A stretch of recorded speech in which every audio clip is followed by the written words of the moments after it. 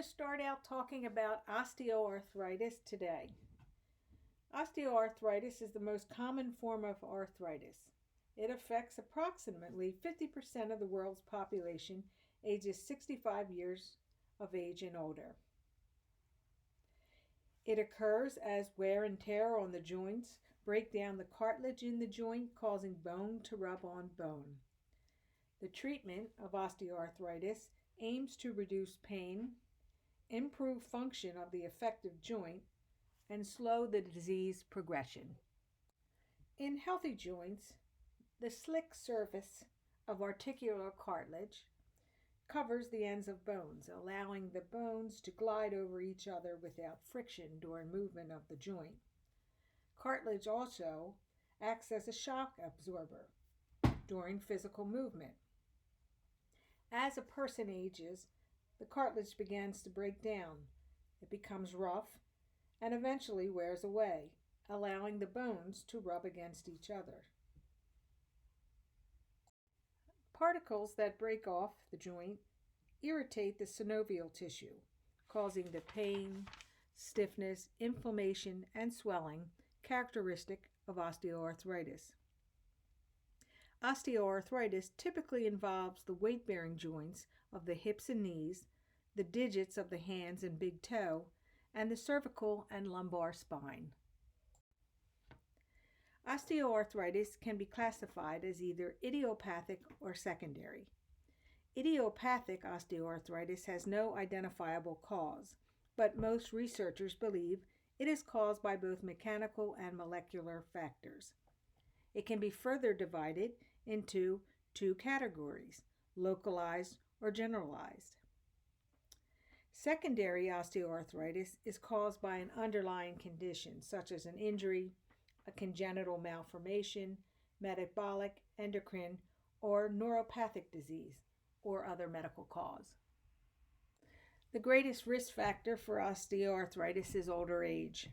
It rarely occurs in individuals under the age of 40, but at least 50% of people over the age of 55 have some X-ray evidence of this disorder. 60% of them are women. Obesity also increases the risk of developing osteoarthritis because the added weight increases stress on weight-bearing joints, causing the joint to wear down more quickly. Jobs that require hard labor, heavy lifting, bending, or repetitive motion are also linked to this disorder. Certain medical conditions may increase a patient's risk. For example, diabetes, hypothyroid, gout, and Paget's disease. Joint injuries from sports, accidents, or repetitive use also increases the risk. Two of the most important guidelines for preventing osteoarthritis are to maintain an ideal body weight and to participate regularly in a moderate exercise program. A moderate exercise program that involves walking, jogging, cycling, or swimming provides the most benefit for keeping bones, muscles, and joints strong and functioning properly. Another important guideline includes using good posture and proper body mechanics that helps to avoid repetitive stress on joints. You want to stop an activity when the joint becomes painful and avoid injury to the joints. Clinical manifestations begin with mild symptoms and progressively worsens over time. They depend on the joint affected and individual factors. Some patients that have visible joint degeneration on X-ray have no associated symptoms. However, many patients develop pain associated with joint degeneration. The pain is usually worsened by activity and relieved by rest. Pain and stiffness is also associated with prolonged inactivity, such as sleeping at night or taking a long car ride. Other symptoms include tenderness to the touch, swelling related to excess fluid in the joint, cracking or grating of the joint, which is called crepitus, and decreased range of motion. It can also lead to a host of complications as the severity of the condition worsens. As physical limitations increase, the patient may experience a decreased ability to perform ADLs. In addition to a medical history and physical exam, several tests can help to diagnose it and track its course. The most commonly used diagnostic test is an X-ray of the affected joint. An X-ray can reveal the narrowing of the space between bones in the joint, indicating a lack of cartilage. However, X-rays may not show signs of osteoarthritis until significant cartilage loss has occurred. An X-ray can also show bone spurs or other bone damage. MRIs and ultrasounds produce more detailed images of the bone and soft tissues. This is a more sensitive way to determine the extent of joint damage. Although there is no blood test available that can conclusively identify it, blood tests can help rule out other causes of joint pain, such as rheumatoid arthritis. Joint fluid analysis is used to detect inflammation and the presence of bacteria, if you're looking for infection, or uric acid crystals, if you're looking for gout. Non-pharmacological treatment includes heat and cold application, the use of assistive technology, weight reduction, rest, and education about the disease, exercise, and coping techniques. Physical therapy and other rehab programs can help patients determine which exercises are best for their specific condition. Rehab is especially important after joint replacement surgery. And then some patients will not respond to traditional treatments and they look for alternative ways to relieve pain. Many over-the-counter medications are effective for treatment of mild to moderate osteoarthritic pain. Tylenol or acetaminophen is usually the first-line therapy. Just remember, any products that contain acetaminophen, you must be aware of the potential for unintentionally exceeding the maximum acetaminophen dosage due to simultaneously taking more than one medication that contains it. Likewise, patients with impaired liver function may be at risk for toxicity-related injury, even when they follow the guidelines. NSAIDs are usually well tolerated, but they have many cardiovascular and GI implications. Opioids, such as codeine, tramadol, or hydrocodone, may be prescribed. However, they carry the risk of tolerance and addiction, so they're prescribed as a last resort. Topical analgesics, creams, rubs, and sprays are also prescribed for patients with osteoarthritis. And cortisone injections. That's when the corticosteroid is directly injected into the joint, and frequent administration can cause joint damage, so they limit its use to 3 to 4 times a year for weight-bearing joints. Hyaluronic acid injections have been approved for knees.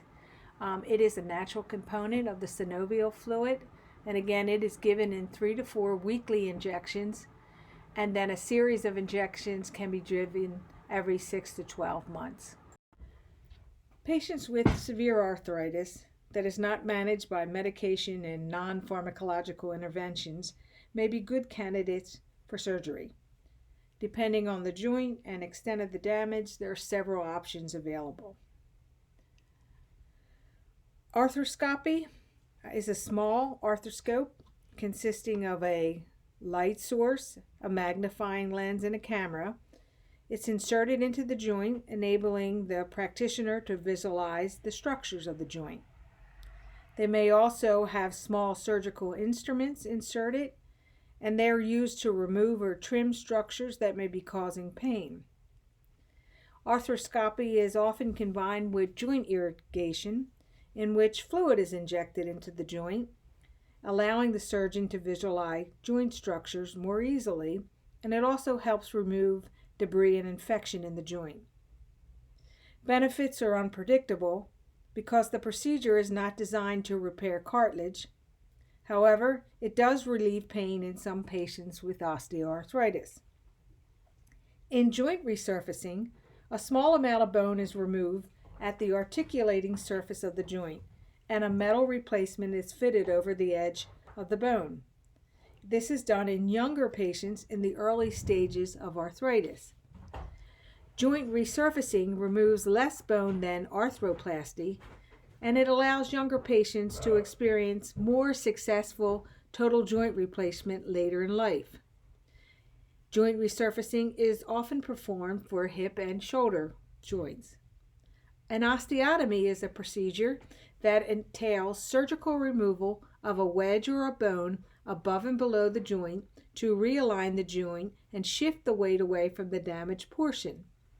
This procedure is usually performed instead of joint replacement surgery if there is damage to only one side of the joint in a healthy younger adult. They're usually performed on the knee and the hip, but they can be used for other joints as well.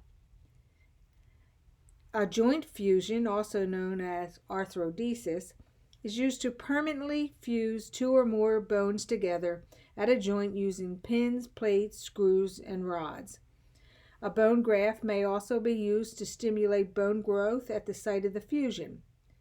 Joint fusion is often recommended for badly damaged smaller joints, such as the spine, wrist, ankle, finger, or toe. A total joint replacement is known as an arthroplasty. During an arthroplasty, the surgeon removes the damaged joint surface and replaces it with a plastic, metal, or ceramic prosthesis.